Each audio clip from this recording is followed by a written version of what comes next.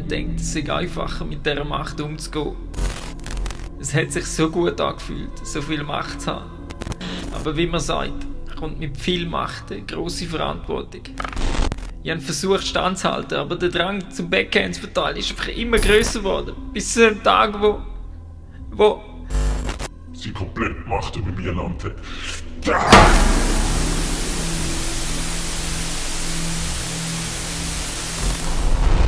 Backhand.